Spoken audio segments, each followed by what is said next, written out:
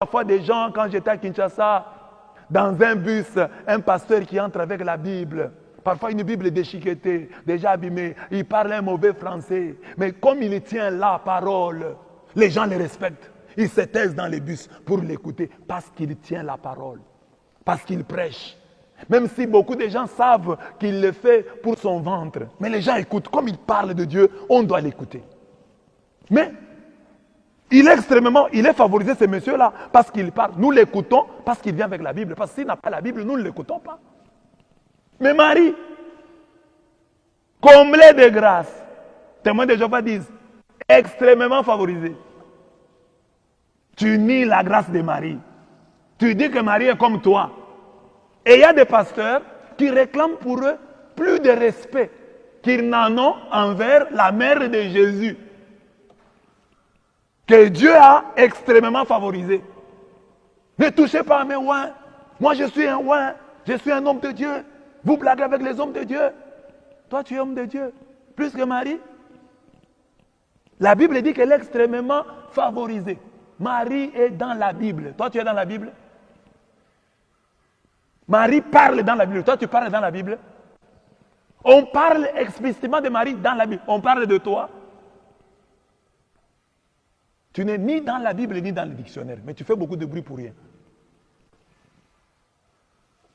Impoli spirituel que tu es un impoli. C'est de l'impolitesse spirituelle. Extrêmement favorisée. Cette femme, le Dieu que nous avons, il est entré dans son ventre.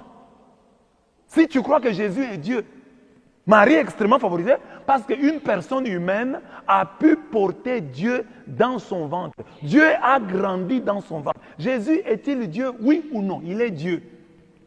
Quand est-ce qu'il est devenu Dieu? Oui, dès la conception. Il est Dieu. Il est Dieu. Depuis qu'il est là, il est Dieu. Il est Dieu de toute éternité. Quand il est dans Marie, il est Dieu. Mais un Dieu fait homme. Mais un Dieu, totalement Dieu, 100% Dieu, 100% homme. C'est ainsi que les mages, à sa naissance, viennent l'adorer. On n'adore que Dieu. Il est Dieu. Et Marie a porté Dieu dans son ventre. Et tu dis qu'elle n'est pas extrêmement favorisée. Toi, tu porteras Dieu dans ton ventre quand? La parole que toi, tu tiens en main, elle s'est faite chair en lui. En elle plutôt. En elle, la parole s'est faite chair. En Marie. Elle a mis Dieu au monde. Elle est allée à la maternité, s'il faut parler ainsi. Et il fallait que Marie pousse. C'est son souffle qui a fait sortir Dieu.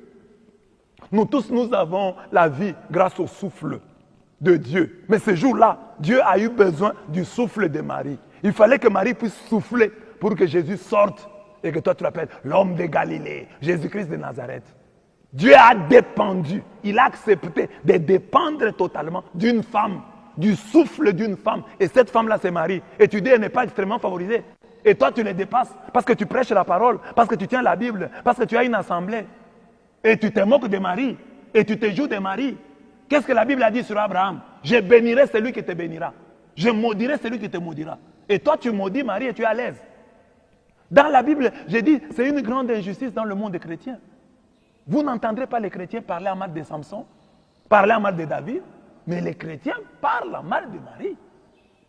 Est-ce que vous avez entendu un chrétien dire, David c'est une enveloppe? Mais facilement les chrétiens disent, Marie c'est une enveloppe. Et elle va mettre Dieu au monde.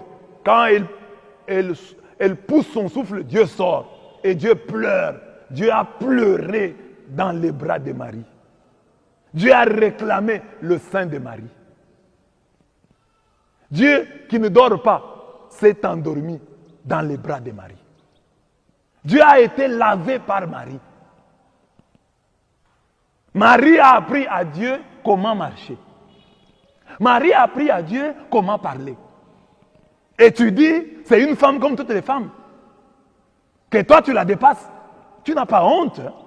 Et les gens qui t'écoutent, sont, vous tous, vous êtes une assemblée de démoniaques. Comment des gens peuvent écouter un pasteur comme ça qui se moque de la mère de Dieu? Et toi, chrétien, qui est dans cette église-là, tu pourrais te moquer de la mère de ton pasteur. Et lui, nous les catholiques, nous disons, nous aimons tellement Jésus, notre amour pour lui est tellement grand qu'il réjaillit, il va même jusqu'à toucher Marie. C'est tout à fait normal. Dans la vie de chaque jour, si tu aimes quelqu'un, tu vas aimer ses frères, tu vas aimer ses soeurs, tu vas aimer sa mère, tu vas aimer son père. Comme nous aimons Jésus, nous aimons sa mère. Et nous disons qu'elle est extrêmement favorisée. Elle est comblée de grâce parce que concevoir, avoir Dieu. Les branhamistes respectent Branham